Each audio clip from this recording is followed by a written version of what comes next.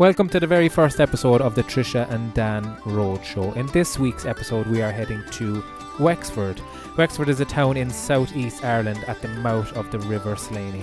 It's known for its medieval lanes and the opera festival held in a modern National Opera House. It's also known for its new potatoes, strawberries, wonderful beaches, lighthouses and delicious fish and chips. And we experience all of these in our first episode. But first then, we needed to nip out to the wonderful Dan Cronin in Keary's Garage in Cork, where we picked up a stunning Renault campervan. Right lads, enjoy the campervan. Thank you. And best luck with it. And Trish, you're sure now you know how to drive automatic, you do? 100%. Okay. Simple. That's perfect, Dan. Thank you. Bye! Yeah. See you next week! Have you drove one of these now? Yeah, of course I have. Right.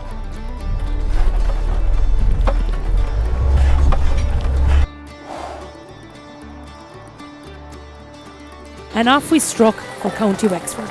Once we landed in Wexford, the first place on our agenda was a strawberry farm. And where do we go but no other than the wonderful Dane Castle Farm, which is run by John and Margaret Murnagh. A wonderful family operated business right here in the heart of Wexford. Right, so what we'll do is we'll head in here. We'll do the intro from here. Remember now, an intro like no other. No other traffic show, not that cringy walking at the camera for no reason. Welcome to sunny Wexford, the home of the most beautiful new potato you'll find, glorious strawberries and beaches as far as the eye can see. Today we're here in Dane Castle Farm, where we're going to meet with John and Margaret, find out all about the famous strawberry production. Trish, are you really going to go down that road? This is the 7th take. We said it's not going to be like one of those shows. What am I meant to say? Oh, this is a strawberry farm, nothing else. We're only just after starting. But throw a bit of flair into it, will you? Flair? Yeah. I call that flair. Yeah, 100%. Margaret. Hello! Hi guys, you're very welcome to Dane's Castle Fruit Farm. We're having a great time so far. A ball, an absolute ball. Do you want to come in? I'll give you a tour. Of course. Margaret, we're absolutely delighted to be here with you today. Can you tell us a little bit more about Dane's Castle? Okay, so we started our little enterprise. We started first in mushrooms in 1991. We put up 3 mushroom tunnels and gradually got bigger and bigger, and eventually we went into strawberries. So then we decided it was one or the other, so we chose strawberries. And it was a good decision. We've grown, and we started off supplying our local Super Value. Now we're supplying Super Value central distribution, Dunn stores. And Margaret, quick question. Why is there so many bees around? We buy bees in to pollinate the fruit. So they'll work on the fruit and they form the shape of the fruit. So when I see the tunnel with loads of greenery in it, I was like, that'd be a beautiful shot now, the colours. So I kind of made Dan go in there. And I was wondering why you were acting so strange. But you were like, Ryan, just get the shot and get it done quickly. And it was afterwards, once Margaret had explained about the bee pollinating tunnel, that Dan admitted to me he had a phobia of what? Of bees. I was attacked by a swarm of bees when I was a child, and Trish, she forced me into the tunnel. She said, you need to get that shot. Communicate. Just tell me I have a fear of bees. We got the shot. So after I recovered from my experience with the bees, Margaret told us something we didn't know about strawberries, that strawberries can be picked many ways. 2 to be precise. Okay, there's 2 ways of picking a strawberry, right? So snap picking is the way our pickers pick, like that, okay? You're not bruising and you're not touching the strawberry here, you're only going from here. Now, to be fair, I am a fast learner. Was I picking about 3 minutes, 10 kilos? She took full advantage of that. Oh my God, they were so good. Trish, there's actually a few of these ripe. Did we take a few? She's have to pop into the office. Yeah, throw them in there. Trish! What? It's her fault, she told me to pick them. Oh, she's there. Then, come on, go. Out the back, get out the back. Let's go. I got a gem jar as well. Let's go. Trish. Let's go. Thank you so much to John and Margaret, who have been so welcoming to us on their strawberry farm.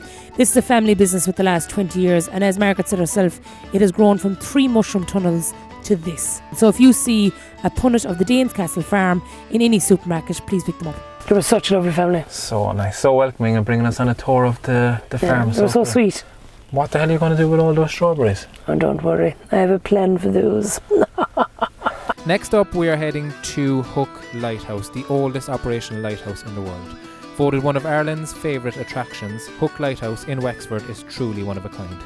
Purpose-built 800 years ago by Knight William Marshall, let's take a step back in time and enjoy a guided tour with the wonderful Noel. And once you land here and you do your guided tour, you will climb 115 steps to step out and admire the view from 22 metres up.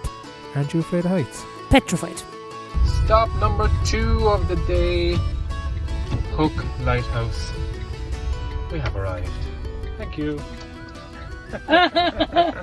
Okay, so we have landed in Hook Lighthouse. Neither of us have been here before, but we just met Noel, who's going to take us on a tour. He seems like great crack. What are you doing? Did you see the amount of steps? So I'm not going to wear crap runners going up it. Tell me bye. We're going to race up here. I'm so scared. I'm afraid of heights and I'm afraid of steps. I'm afraid of movement. Noel, how are we? Morning, Dan, how are you? Amazing. It is class here. Listen, this ain't nothing.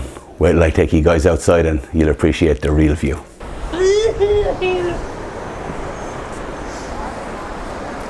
Hope you didn't catch that on video, no? We call this the tower hole. Obviously we have a lot of scuba divers down here and stuff like that. The tide is in at the moment, you know, but if you panned your camera out this way, you can see all the lobster pots, the fishing boats, and you're looking directly out onto the Celtic Sea. But more importantly then, you have the Three Sisters rivers coming out here. The Shore, the Nore and the Barrow right behind me. This is the Waterford estuary. This is where everybody came in.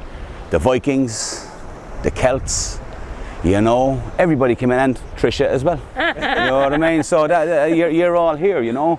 And it was at that point, right there on that balcony, that Trish thought we were at the top of the lighthouse. No, did not think it was the top of the lighthouse. Stop that now. I thought it was the viewing point, which was high enough, okay? So a little bit of background on this. He brought us out on a balcony and people were jumping off the cliff and rocks, so that was pretty high. Dan has a phobia of bees. I have a severe phobia of heights. Small. Oh my God, I was, like if I get up on a step ladder, I'm afraid. We were just getting started. You were asking me earlier on about why we need lighthouses. When we get to the top, we're going to find out all about that, and you'll see the reason why, you know. But we're going to go in now and meet some monks. Class. As we walk through this doorway, we walk into an 800-year-old building, and we're going up the 115 steps to the top of the lighthouse. I was like, right, I'm just going to go straight up those steps, don't even stop, get to the top and enjoy the lighthouse. I think you learned one valuable thing that day, and it's that Noel is always right. He is. Getting up to the top of this will be simple. I don't know what Noel is saying. A few steps. Just shut on the Don't worry about it, it'll be grand. Pretty come on. Will you shut up then? We're coming, Noel. Noel, you're after mentioning a few roles and stuff here. Can you just explain to me, what are the roles of lighthouse keepers? You'd have Dan, he'd be an assistant keeper. And then finally you'd have the old guy like myself, I'd be the principal keeper. Okay. But the supernumeraries lived in here. The ceiling was still here. And you can see the holes in the wall there where the beams ran across. So there was another level up there, and it was supported by 2 walls here. So the lads would sleep on their shift here, and then the work could continue around them.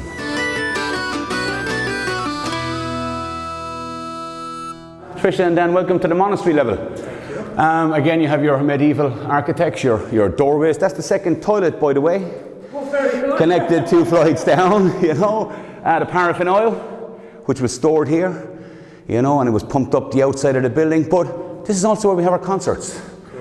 This year, obviously, with the COVID-19 pandemic, we're had to cancel all our events. But up to now, we've had artists like Maria Doyle Kennedy, Kieran Goss, Mundy, one of the guys from Bell X1, all played here to an audience of only 50 people.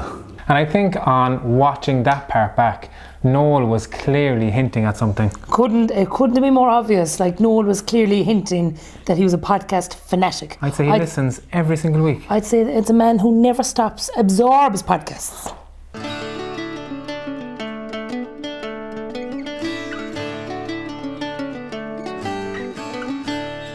And then we got to the top of the lighthouse, and I'm going to put it out there. My phobia is real, and I absolutely nailed it.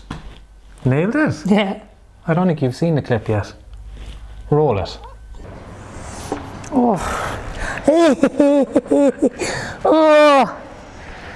Oh, it's lovely. Ah, God, Jack, don't push me. I just got you, Jack. I think it's the Titanic. Oh, that's lovely. Yeah, it's lovely from back there.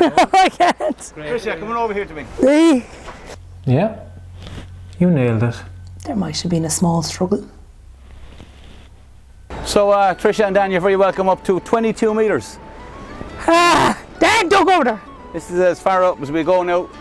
It's 35 metres in total, Yeah. which is up there, but I don't think, Trisha, you'd be able for that today.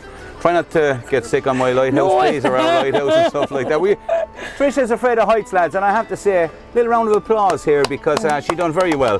Thank you. Stop. Cut it right there. Right there. Okay. What the hell is this? Don't ever patronisingly clap for my achievement. Hold on now a You're second. like a seal. What did I say to you earlier? I said that Noel is always right. So whatever Noel says goes. You're looking out here. This is fields of barley. You know, directly behind the camera, you're looking at two islands. They're the salty islands off Kilmore Quay. So, like, if there was, like, is it one light or do they do different kind of lights and movements and flashes? Trish, that's an amazing question. Thanks. For instance, we've 72 lighthouses in Ireland, right? And no two are the same. You may have noticed we're a white tower. We have two black lines. That's the day marker for the Hook Lighthouse. I know this probably seems like a mad question, but why do you have a lighthouse? What's the lighthouse for? Shine light, I know, but why? You're up 22 metres right now. Yeah. The light shines out at 35 metres, right? If you look around here, we're three sides surrounded by water. The mad winds are coming in from Cork and stuff like that, you know. You're over this side over here trying to get into the Three Sisters rivers, the Shore, the Nore and the Barrow. You're automatically thrown onto this side here, which is known as the graveyard of 1,000 ships. Oh, So it wow. was important for William Marshall and before him the monks to have a lighthouse to save lives. Lighthouses are for saving lives. Oh my God, that's actually, so graveyard of 1,000 ships. Right here. And is that because they were driving into the land? We don't say driving, Trisha. Okay. All right, there's no driving.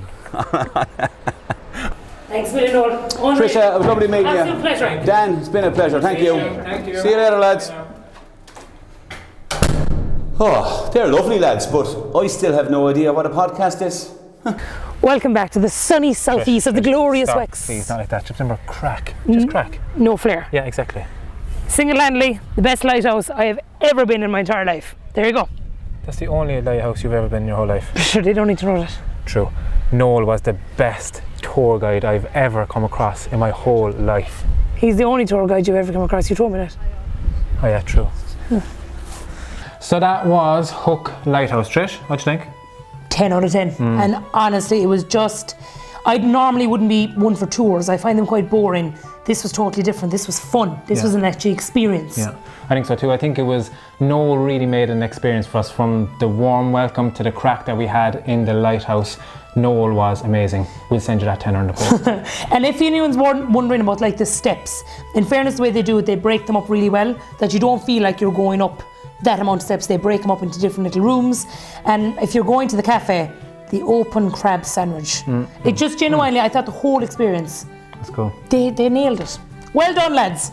Patronising seal clap, because that's what we do, Noel.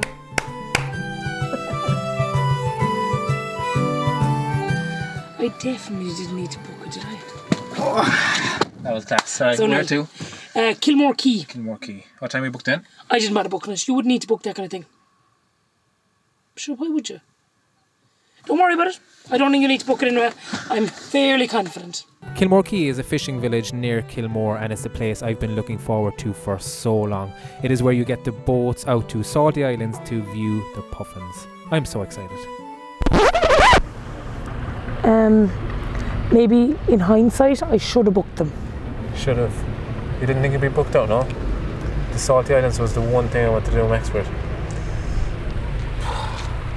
I'll be in the van.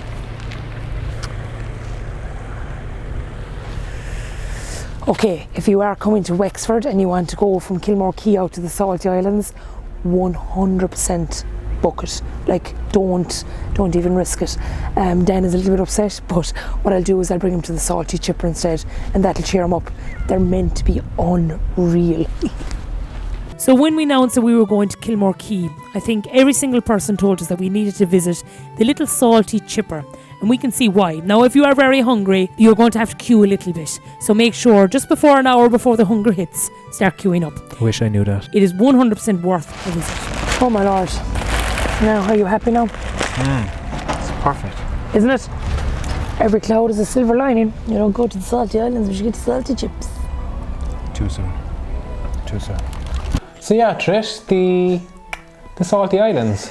Awkward. 5 weeks later and you haven't dropped it.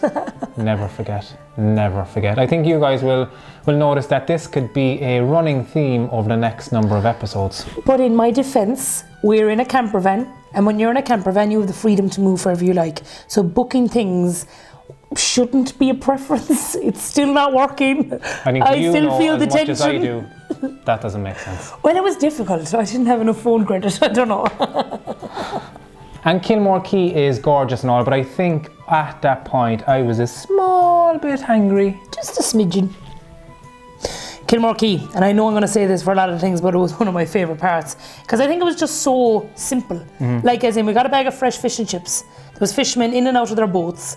There was birds. There was a smell of sea air, and it was just wonderful. It was really, if you're in Wexford, definitely go and do it.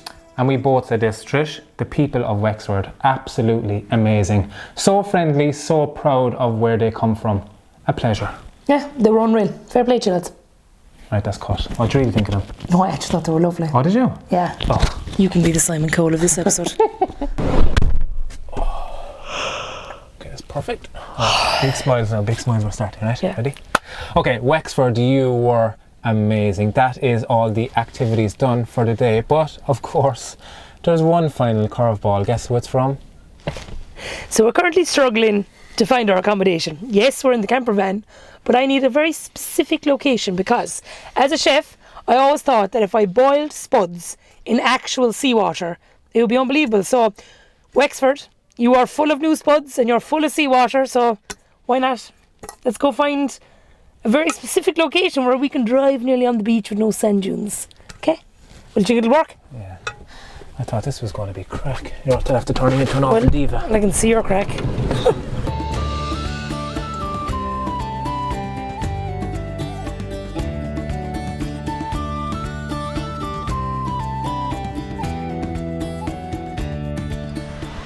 It's not bad. Perfect.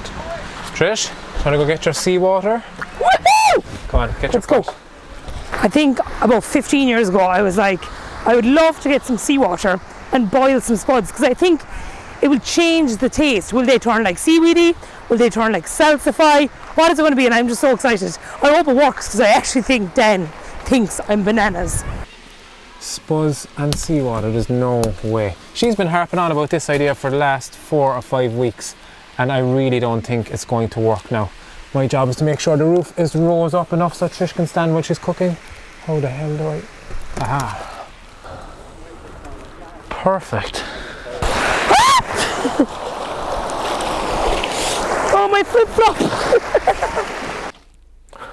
Trish, your flip-flop is next. It's there, Trish. Oh, this better work! This is so comfortable. Dan, I have seawater. Open up. We're back. Hello. Got some seawater for my spud. Did your flip-flop fall off? No. Where? In the sea. Where do I wear shoes to the sea? So what are we having, Trish? We are having steak, mushrooms, tomatoes, new potatoes, and a glass of red wine. Oh, Yeah. yes. Anything I can do? No, I'd set up the Will you chairs. set up everything and kind of do the... I was supposed to do the setting on the table. And you can do the wash up because I'm doing the cooking. Oh, I'll be busy during that, the wash up, Trish. This is the life. Oh, amazing.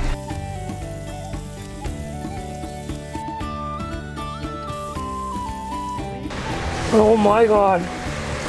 Oh my god, they're totally different. They're unreal. They're the exact same. They're Trish? they're the exact same. Cheers to an amazing first day. Thank you for preparing such a delicious meal. No problemo. Oh, My lord. where's my duvet and my pillow? Oh my god, I am so sorry. You didn't. Oh my god, they're in Cork. Trish. Thank you so much to everybody who's tuned into this beautiful episode of the Wet. None of that flair now. Don't start with No that. flair. No. All right. Join us all. We'll be in Wicklow next week. It's at the bottom of Dublin. We're done? Oh, Thank God that's over with. Oh, I hated recording. Oh my God. This is... Wexford? Ugh. Wexford, I think it's the potatoes is the problem, Oh, not the water. can't wait to get out of It's Wexford. not the chef. Bad workman does not blame his tools. And those strawberries. I thought they were apples. There's no flavour. And that is the end of episode number 1. Thank you guys so much for watching. If you enjoyed this episode, then give it a thumbs up below. Pop us a comment and let us know what you thought. The thumbs up thing. You should do that more often. It suits you. I never do it. Thank you so much, the gang at Kiri's in Cork, who trusted us with a Renault camper van. It was absolutely wonderful and we really appreciate it. I think a huge thank you to all the gang in Wexford. The crack, the food, the culture, and just the absolute welcome. We will be back. And if you do go to Wexford, tell them that the Trisha and Dan Show sent you. Stop it. Stop it!